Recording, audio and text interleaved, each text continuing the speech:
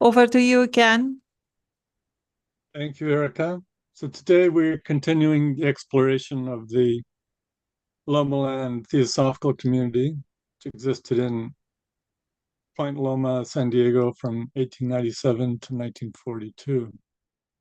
So in this brief overview, it could be a very in-depth study. It's some of the foundations, principles, and spiritual practices of the community, and look at it just a little bit of an idea of how this is can be looked at as a new paradigm from the perennial tradition and theosophical tradition, meaning a new paradigm of a way of life. Uh, in the modern sense, the Lomaland community in retrospect could be seen as a uh, globally interlinked ecological spiritual community. I start with the image of the temple doors. The temple doors at Lomaland were carved by Reginald Machel on the right, Catherine Tingley on the left, of course, the foundress of Lomaland, who suggested the mythic contents of the doors is not known exactly, but undoubtedly some collaborative idea from Catherine Tingley to Machel suggesting perhaps some of the symbolism in the doors, etc. Tingley, arriving at some idea, and Machel carved these doors at Lomaland. And soon after he arrived in Lomaland in 1900 from England,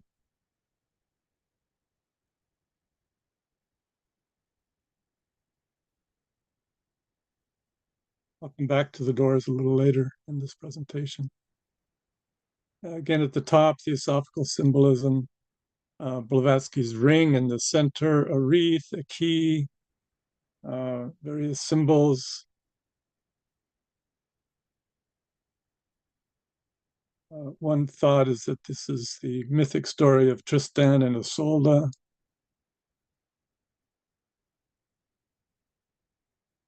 It's the laying of the cornerstone at Lomaland, Catherine Tingley in the center. At that time in San Diego, the population of the city was very small. It's like 20,000 people or something. This is the late 1890s. Tingley's laying the cornerstone ceremony at Lomaland. More than 500 people came internationally, and another 500 or more people came up from San Diego for this event. It was a very big deal, basically.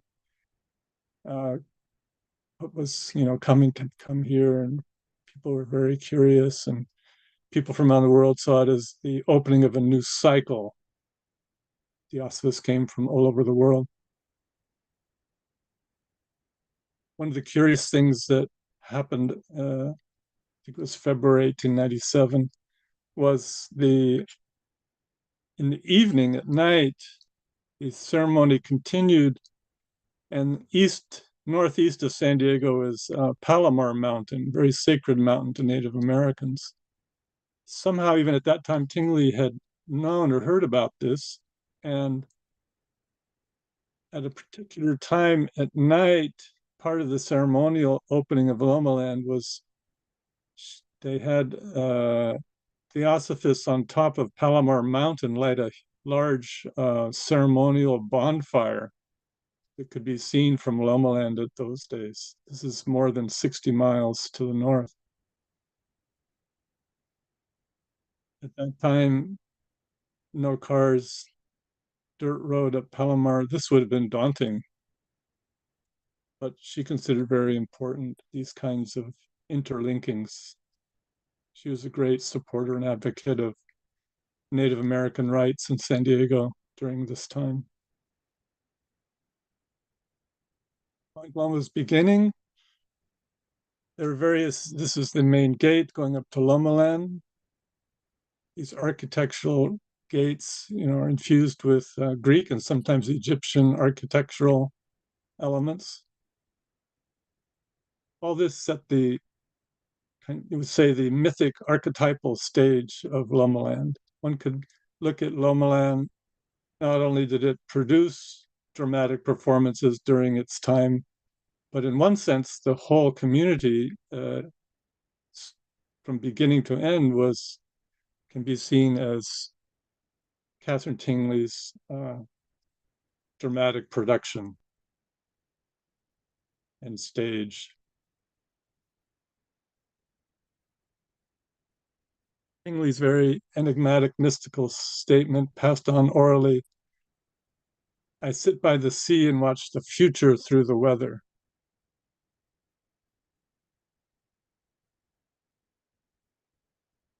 Be taken symbolically or literally.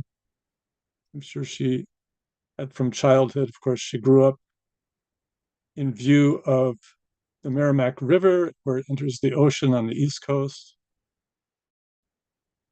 And her general aspiration, Tingley was highly motivated for the transformation and uplifting of humanity. So in one of her talks, she gives her inspirational statement, oh, that every atom of my being were a 1,000-pointed star to help men see the divine everywhere, to know their limitless power, to feel while in the body the exhaustless joy of real life, to wake and live instead of dreaming the heavy dreams of this living death, to know themselves as at once part of and directors of universal law. This is our birthright of wisdom, and the hour of attainment is now, if we will.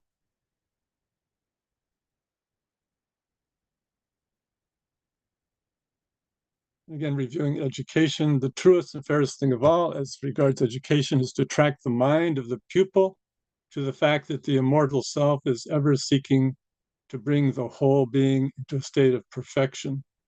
The real secret of the Raja Yoga system is rather to evolve the child's character than to overtax the child's mind. It is to bring out rather than to bring to the faculties of the child. The grander part is from within. The basis of the Raja Yoga education is the essential divinity of man and the necessity for transmuting everything within his nature which is not divine. To do this, no part can be neglected, and the physical nature must share to the full in the care and attention which are required. So again, overviewing the educational and daily lifestyle at Lomaland was very much integral to provide avenues for this balance of one creative and spiritual energies and also grounded in physical education, gardening, etc.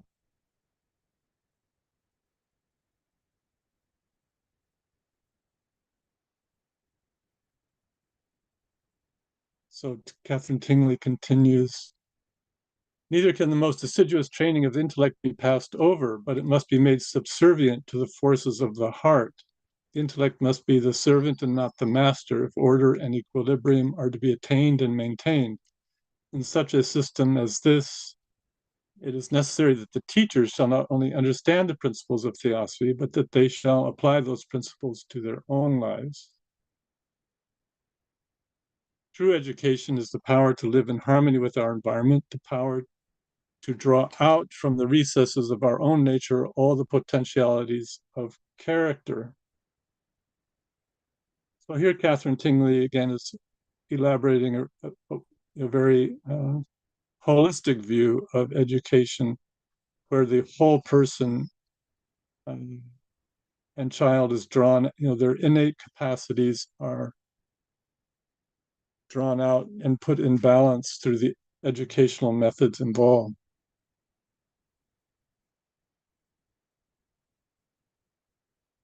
So in brief, the Raja Yoga education overview, it's the wholeness, integral of body, mind, and spirit, the evolution of character and its hidden potentialities, intellect subservient to the heart, teachers understand and apply principles of theosophy to themselves. True education is the power to live in harmony with our environment, regulation of the whole life upon the highest ideal, and mutual harmonious relationship of the students.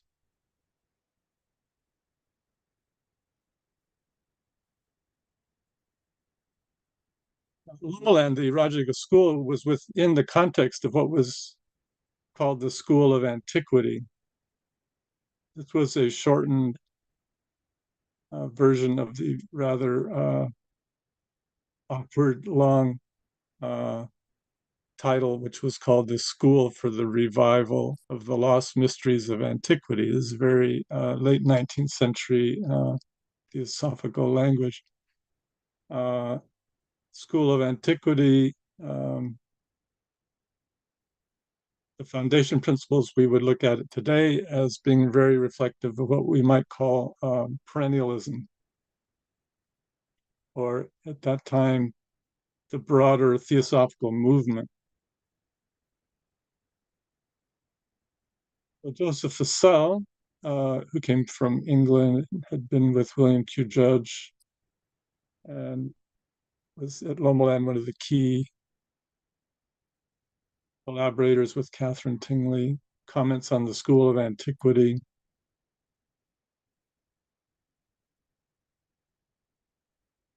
The idea that there's something more in life than the gratification of personal desires or the accentuation of the personality, something more in education than the storing of the mind with information and facts or the acquirement of intellectual treasures, something more than even study of the highest philosophy or the contemplation of the loftiest ideals. They call for an awakening of the noblest energies of the human soul and spirit and the employment of all the powers of mind and heart and body in the service of the human race. They rise out of and imply universal brotherhood as a supreme fact in nature. They demand right living, not merely right thinking. They are in accord with that superb declaration of Carlyle: the end of man is an action and not a thought, though it were the noblest. So here we have the keynote of the Lomaland community as Catherine Tingley had encapsulated it. It was to make theosophy intensely practical. At the same time, within this view of the ancient wisdom.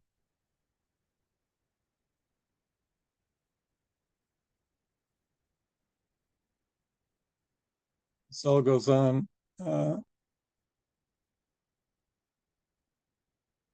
thinking the purpose of the school more directly with its meaning, we may say that it is to put that idea into effect. It is to recover the lost knowledge of antiquity and to apply it to the needs of the present. It is to link up the present with the past, and from the lessons so learned to apply our knowledge and our highest endeavors, that the future, which inevitably grows out of both past and present, shall be an area of enlightenment and happiness, not merely for a chosen few, but for all humanity. So life at Lomaland was very much based on the idea that it was not a retreat from the world, but rather a place in service of the greater good and for the greater world as an example of theosophical living in practice.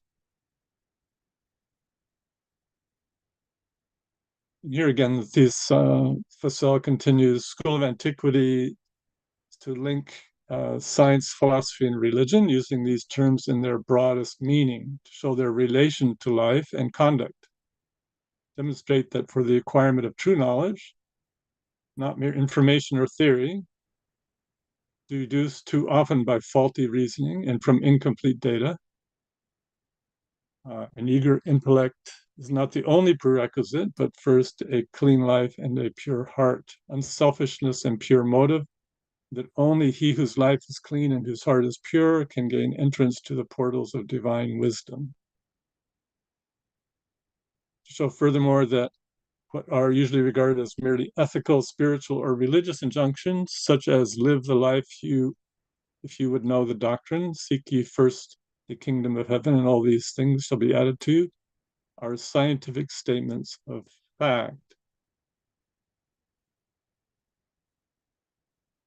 So here, of course, the Theosophists are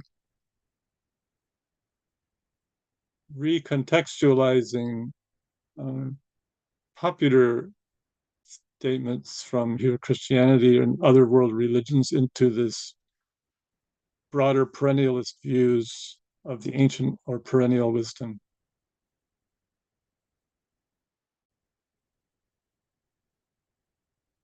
So it continues. What is the real meaning of a school? It comes from the Greek skol, schola, meaning primarily leisure, later meaning philosophy, and then applied to designate a lecture place or place of instruction. We consider its primary meaning leisure. The true meaning of leisure is not doing nothing, idleness, having no occupation. Its root meaning is that of the Latin word licere, hence permission, opportunity. This is the true meaning of the word school. It is a place of opportunity, and it is in this sense that the establishment of the school of antiquity is of such vast importance to the world.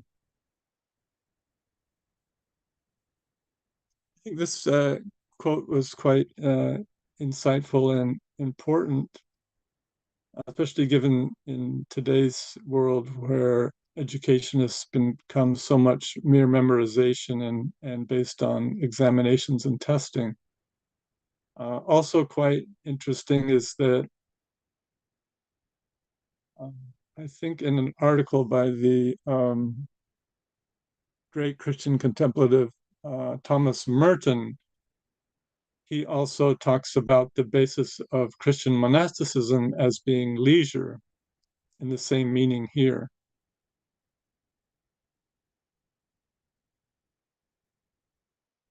Thomas Merton being a great commentator on interfaith dialogue, especially Christian Buddhist in the modern time.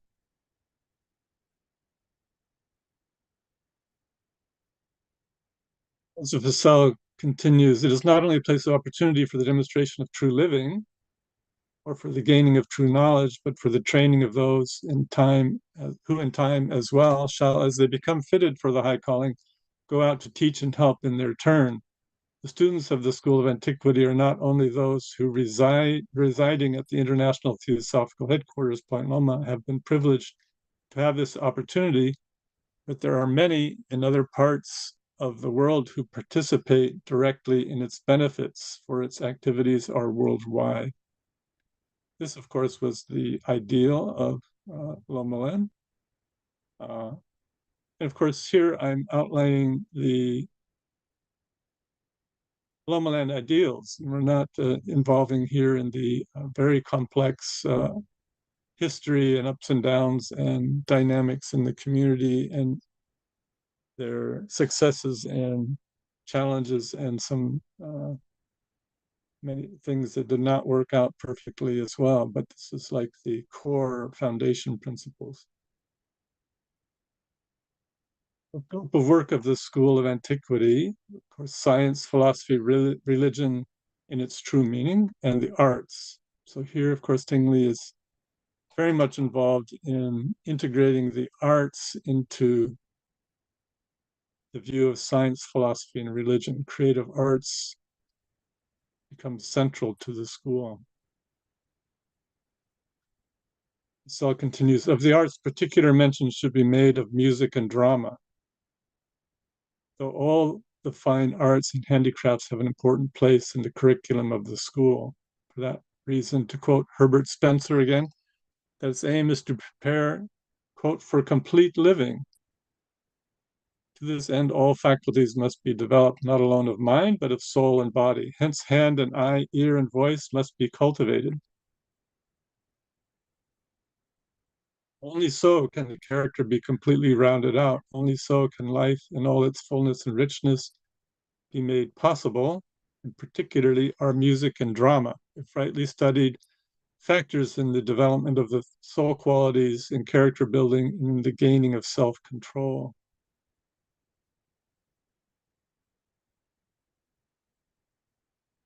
So at Lomaland again, there was some kind of music event almost every day in group. Whether it was instrumental, um, both either the participants or the audience listening, choral singing. Everyone was involved in this kind of activity. And this is very important in the broader general sense of spiritual community in general. There have been studies done where spiritual communities that have the most duration and the most harmonious internal working all had one thing in common, at least one thing that's often not looked at, is that they shared group sound and music together.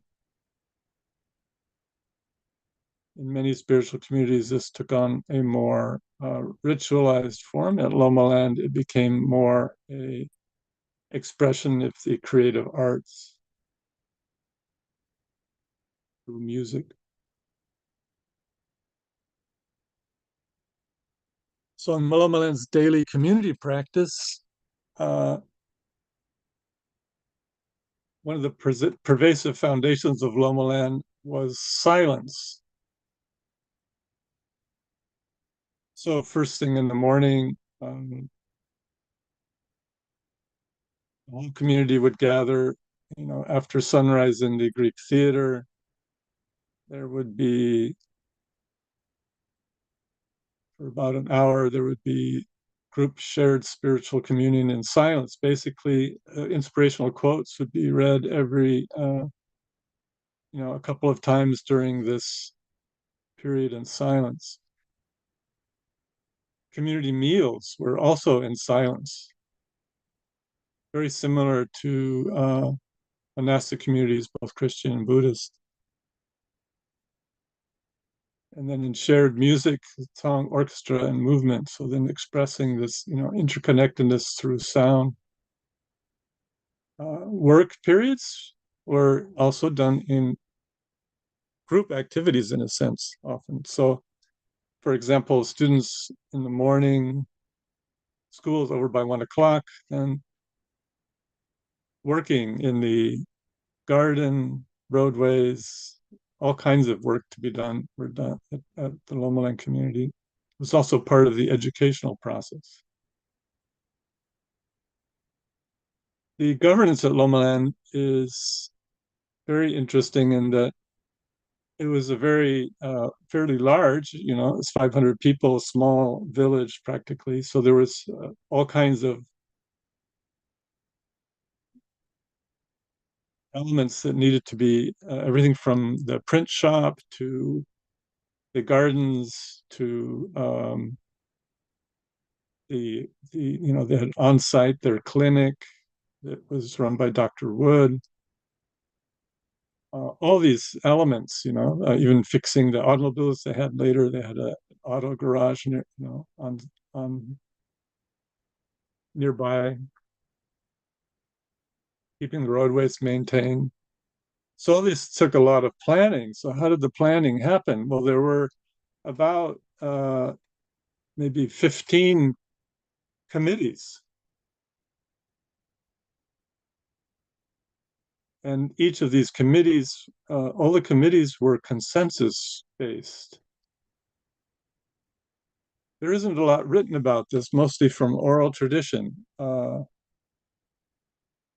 But here you have this, you do have a top-down hierarchical governance with Tingley as the spiritual leader, or later Paruker. So certain elements of governance are coming from that top-down way through, and of course there were um, various administrators, and then the setting up of all these committees, But then it flowed the other way in that the committees are also engaging and doing things as well. And really much more consensus driven governance than hierarchy. Just as an example, I mean, Catherine Tingley was traveling at least 3 or 4 months a year. Um, and all these things maintain themselves. So then creative expressions, drama, art, music, and literature, garden and horticulture. So that's also the gardening and horticulture literally led to the reforestation of that whole area of Point Loma, which is still in the neighborhood today. You know, thousands and thousands of trees were planted. They grew all their own fruits and vegetables, introduced the avocado to America. It was the first opened the commercial production of avocados. They had avocados from both Cuba and Central America, and then they worked with them at Lomaland and grew them on the point there.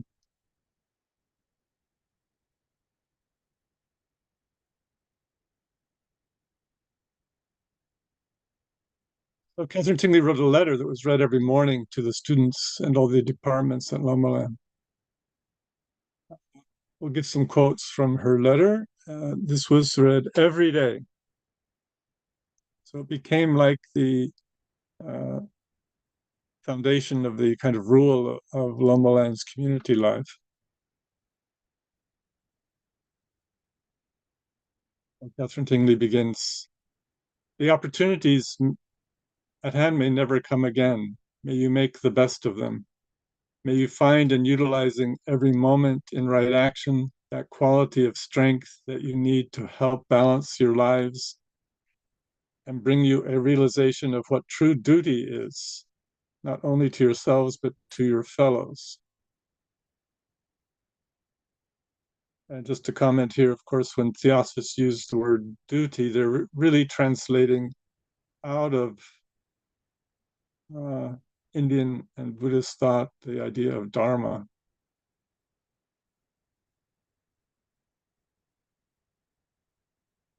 And then very beginnings of her letter, she emphasizes, but few of the members have begun to learn the power of silence.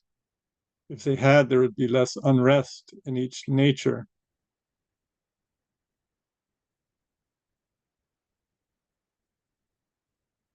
Let us remember we are gathered together here at Lomaland for the purpose of serving humanity.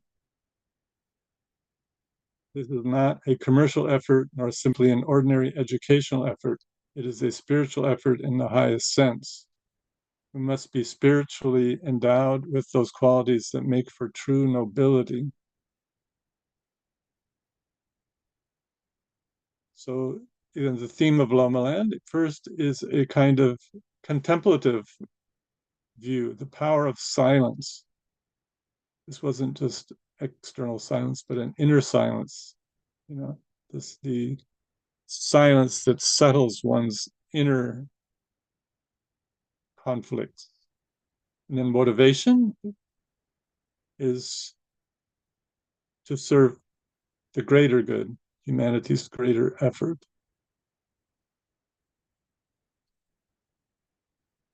And in the practical aspects of her letter, practice system, she says, this means a methodical arrangement of time, of work, and of material, and also a methodical arrangement of thinking. System is a channel for the effective uses of one's forces. Remember that regular, persistent work is more effective than irregular, spasmodic work done half-heartedly. Practice accuracy in every detail of thought, speech, and action. While you need not look for results, results will speak to you and bring encouragement and prevent regrets and disappointments. Practice punctuality in everything. Promptness and neatness mean economy of time, money, material, energy, and thought. Learn to put things through to a finish in a most conscientious way. So in a few paragraphs, Tingley here has outlined a very succinct overview of right action and what we might today call mindfulness. Practice thoughtfulness for others in all things, in little things as well as in great things. Practice consideration, kindness, and gentle courtesy at all times. These things for the basis of brotherhood. In offering suggestions to others, remember that every suggestion carries with it a measure of criticism. Let your criticism begin at home. As H.P. Blavatsky says, be more severe with yourself than with others, be more charitable with others than towards yourself.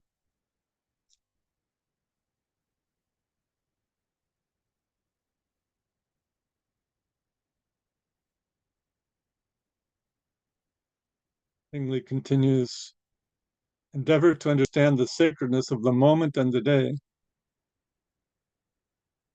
Be cheerful, live in the sunshine of thought and feeling. Do not obscure the noble side of your nature by masking yourselves in expressions of feelings you do not hold. Be true to yourselves. Thus will you be true to all.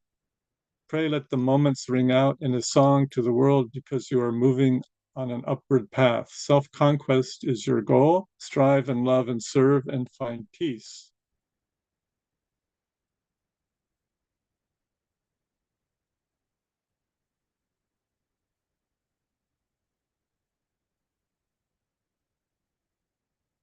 So this was read every day. And at the end of the day, also was read a much shorter reflective view to review in meditation, review the activity of one's day before sleep every day. So here, Lomaland, we have this pervasive idea of silence inactivity. Meals were in silence, but then the expression of sound in group in music, group work activity, education based on discovering and expressing what's innately within oneself, ethics in action, creative arts, selfless service to the greater universal good. In terms of the ethics in action, central areas of focus for the Lomaland community and for Catherine Tingley were in um, anti-war and pacifist activities. Prison reform were very high on the priorities. Anti-capital punishment, uh,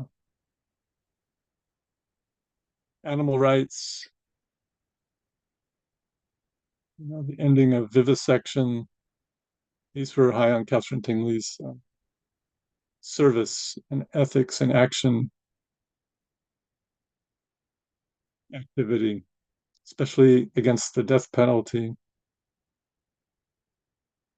She would take in 1920s the first governor when Arizona became a state, Governor Hunt, was a friend of Tingley's. He was not a theosophist, but was a Freemason, and they had interconnected. And she supported Governor Hunt greatly. He was a very strong, charismatic, progressive character, amazingly.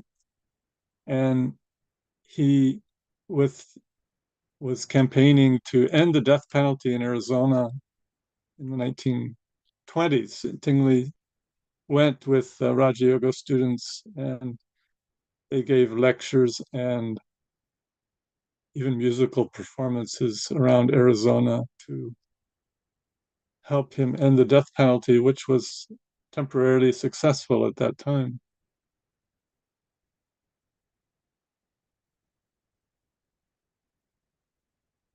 Some of the key elements of Lomaland was the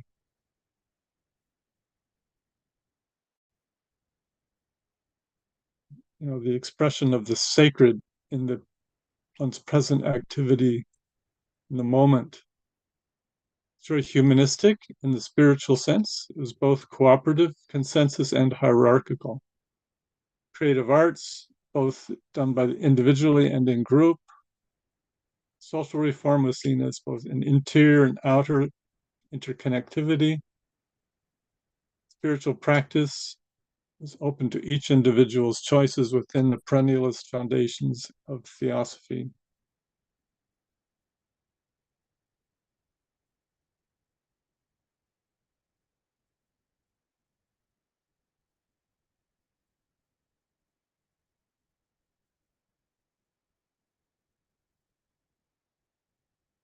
A comment from Thomas Merton on the monastic contemplative calling. So this is from Merton, of course, in the 20th century, great commentator on the Christian mystical traditions and East-West dialogue. Some of the themes we find in traditional monastic and mystical traditions, both of the West and East, we find in the Lomaland community, though expressed in its own unique way, where it emphasizes creative arts in a much broader perennialist context. But some of the elements are very similar. So Merton talked about how the contemplative person must withdraw into the healing silence of the wilderness or of poverty or of obscurity, not in order to preach to others, but to heal in themselves the wounds of the entire world.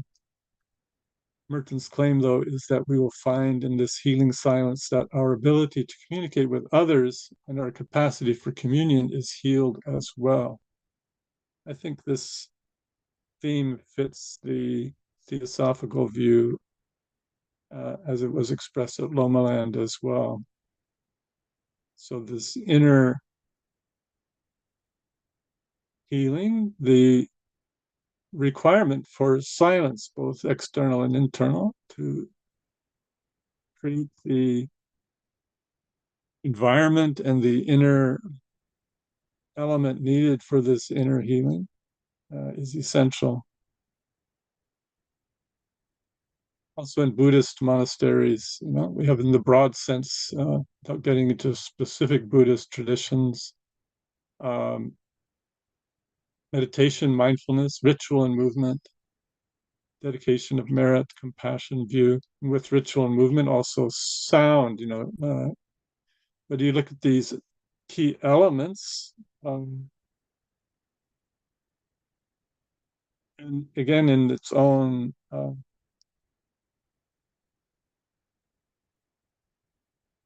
ways, you have this contemplative base at Lomaland.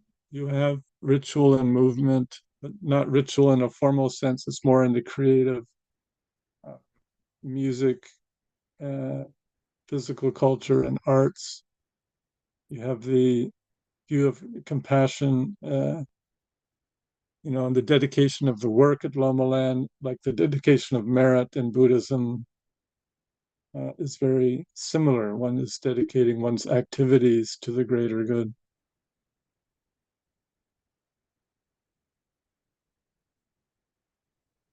So I think in the Lomaland community, there are elements of both a new paradigm and a very ancient paradigm come together.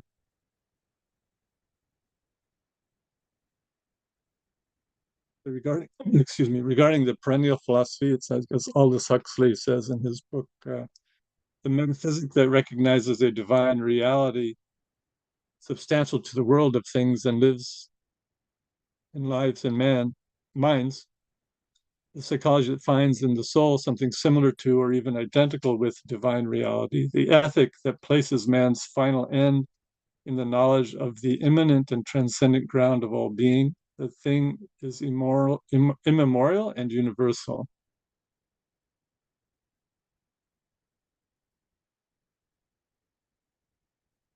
So again, in Lomaland, we have, this education as something that evolves out of each person's character. The arts as expression of that, drama as a transformational practice, literature again as a creative expression, agriculture, horticulture as a uh,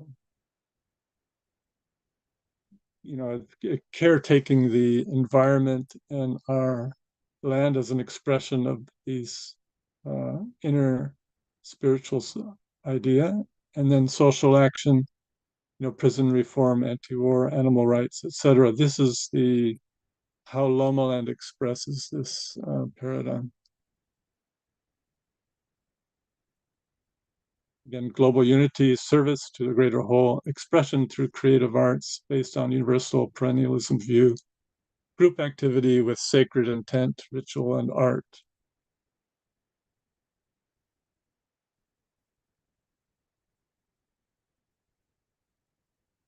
So when viewed as a whole, the Lomaland community provided a glimpse of a new paradigm for a spiritual, cooperative, and creative living based on a perennialism view with theosophical foundations of universal responsibility and ethics merged with creative arts.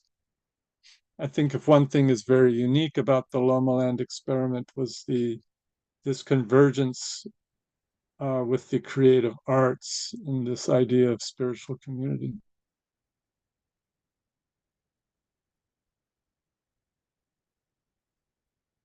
Here again, one of the entry gates to the very early in 1900s, the Academy building seen through the gate there.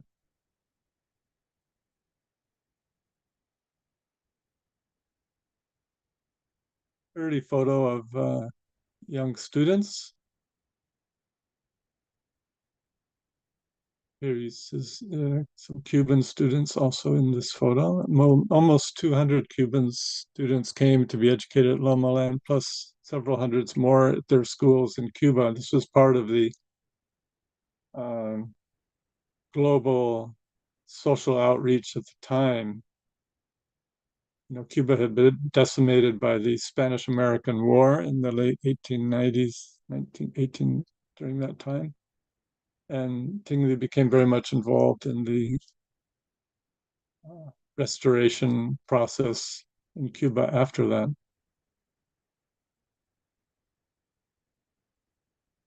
Uh, Photo of young women and the learning in the orchestra at the time. Even as young children learned instrumental music and singing from a young age. Greek theater where dramatic performances took place.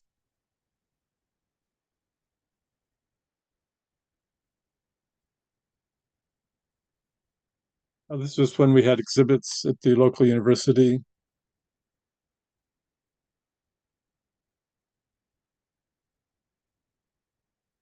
And our overview book on Lomaland is Revisiting Visionary Utopia, Catherine Tingley's Lomaland,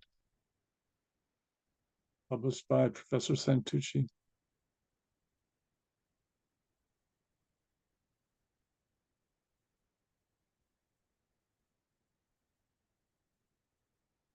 So I think, Erica, we can take some questions now, would be good. Yes.